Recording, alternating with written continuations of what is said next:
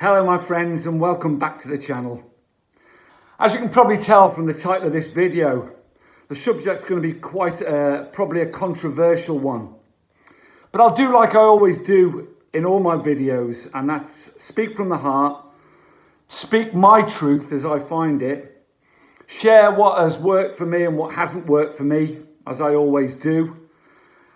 And also, there's no judgments involved either. However you find sobriety, your personal route to sobriety is your own route. And I respect every route to sobriety. Anyone that finds it and lasting sobriety and peace in it has my utmost admiration and respect. So this is by no means a promotional or a dissing video for AA. It's just sharing my truth as I find it. The AA principle says attraction, not promotion anyway. And that's what that is. This is really just to give you some information so you can make an informed choice. Before I do that, please subscribe, please like the videos. Just helps one or two more people see them. And also click the link in the description and have a read if you'd like to become more involved in the channel. So AA. Those of you who follow my channel will know over years since I've been making these videos, I've tried many things. And before I started making these videos, I tried to find some sort of peace and lasting sobriety from alcohol and drugs. And although I found periods, and I did whilst I was making these videos, indeed, I found like a 4-year period of sobriety. It was never what I really call true sobriety. I used all the tools at my disposal, like I still use today, because in my opinion, the more you throw at your sobriety, whatever it is, the better, on a daily basis, on an hourly basis sometimes, just to fight for it. So all the things that I share a lot about on these videos, like the clean diet, the non-processed, non-sugar diet, the exercise daily, the particularly lifting a weight and resistance exercise, the meditation, the breath work, the cold showers, all of these things, etc., etc., are all useful tools that you continue to use to strengthen your sobriety.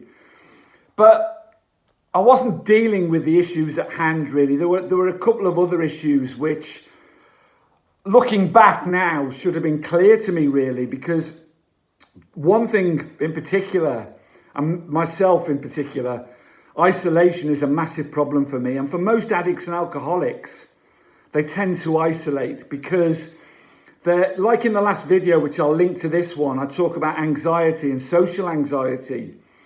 Misery loves its own company, if you like. And I was ashamed, if you like, of my behaviours and hid away from the world, which is an extremely thing to do. To isolate and drink alone or take drugs alone is a dangerous and lonely path to follow, and it just spirals down and gets worse and worse and worse. So that was a major issue for me, because there was two things I wasn't doing. And the first one was, although I was making these videos during that period of sobriety, I wasn't really talking face to people. I wasn't making connections. For me, a human connection, particularly with a peer group, someone who understands where you're coming from. I mean, it's all very well it's great to talk to family and friends and all the rest of it, but unless they're addicts or alcoholics, they don't truly understand where you're coming from or what the issues are around your addictions. They may think they do, but unfortunately, you need to talk to someone who has been there, had the journey, or at least is trained, enough to understand where you're coming from. I had my first experience with, it was CA actually, Cocaine Anonymous, when I was in rehab in 2006. And unfortunately, it wasn't a particularly positive one.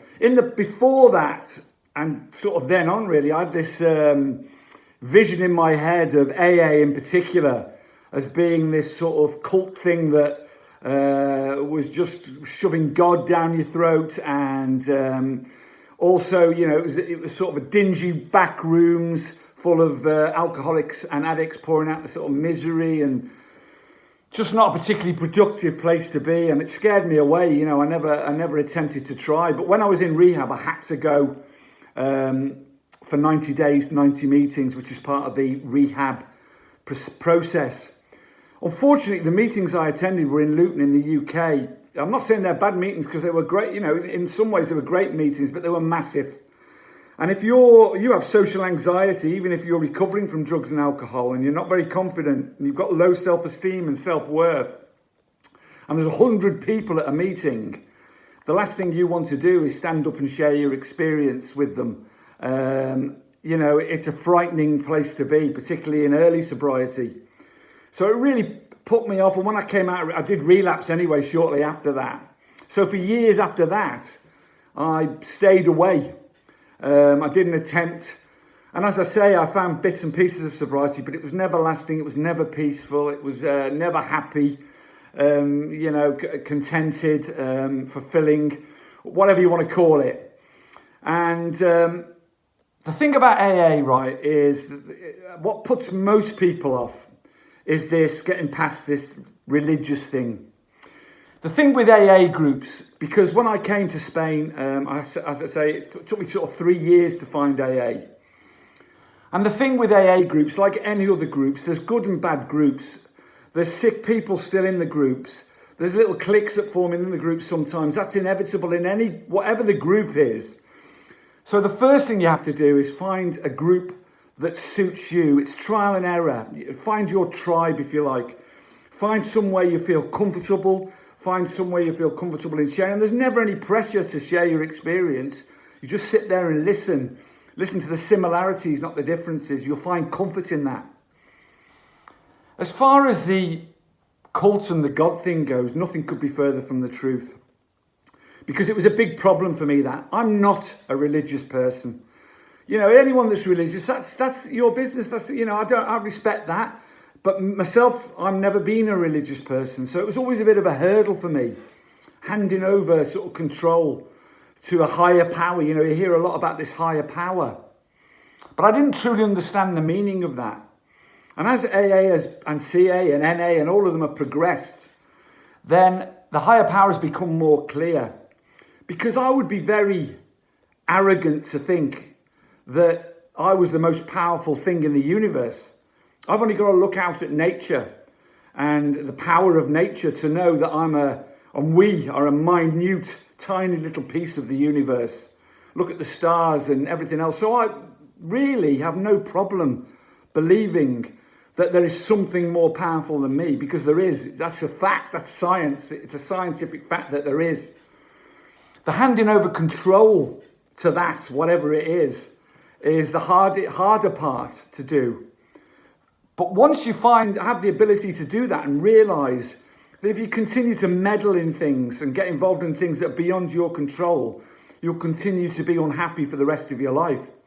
So if you can let go and let everything take its course and let everything flow, whatever the problem is, of course we're all human, and if it's a major issue and you're experiencing all sorts of emotions, it's difficult. But you've got to know that this too will pass. This too shall pass. They go. They're transient. Everything changes constantly. So letting go has become a much easier thing for me to do these days. Spiritual principles, because this is what AA is all about, really. Living by spiritual principles. The steps are extremely, simple. And they're a blueprint for life, if you like. But when you go in, you don't have to follow them all rigorously every single second. I mean, there are people who are, will follow every step on a daily basis, and you take from AA what you need, like anything in life, what you need from it. All the bits that are useful to you, all the bits that will help you move forward, all the bits that will help you get stronger, as I have done. Because the spiritual principles I live by are very simple, and I try to do them on a daily basis. And at the end of the day, I'll personally inventory myself and see what I perhaps could have done a little bit better, something I never used to do before. But those spiritual principles may sound corny, but they're love, kindness, compassion, honesty, trust, integrity, all those things that I wasn't practicing when I was in addiction. Giving service, being helpful to others. Giving service in AA, I do that, which means sort of taking meetings and helping fellow alcoholics and addicts, which I try to do through this channel as well, on a daily basis. That's not me trying to be saintly, that's just practicing spiritual principles. It makes you a much happier and more fulfilled person on a daily basis. And being helpful to others, perhaps a smile even sometimes. But following those on a daily basis and then doing a personal inventory has moved me forward tremendously. And I just have to say that I've found in the last year and a half I've been going a much more peaceful and lasting sobriety. Yes, you have to continue to put the work in, but it's like the missing link in a jigsaw puzzle. All the other things I was doing, but this connection, this learning, this acceptance you find in AA, non-judgmental, because you'll never be judged in there. It doesn't matter how horrific your story is. Someone's will be worse than yours. Trust me. Everyone welcomes you with a hug sometimes, and open arms and non-judgment, and you found your tribe, and you can share and you can talk when you're feeling low. And when you're in the shit and you're feeling like you might want to drink or use a drug, you pick up the phone and you talk to somebody, and they're there for you immediately. Take from it what you can take from it. Give it a try if you haven't. Be open-minded. You go in with an open mind and you learn, and you'll find it probably will be the best thing you ever do. However, if that's not your route, that's fine. I respect that. This is just passing on information for you. So I hope that's been useful for you. Please subscribe. Please like. Please click the link in the description and have a look. Carpe diem. Seize the day today. Remember, if you're suffering, this too shall pass. Stay strong, my friends. Much love to you. Bye-bye.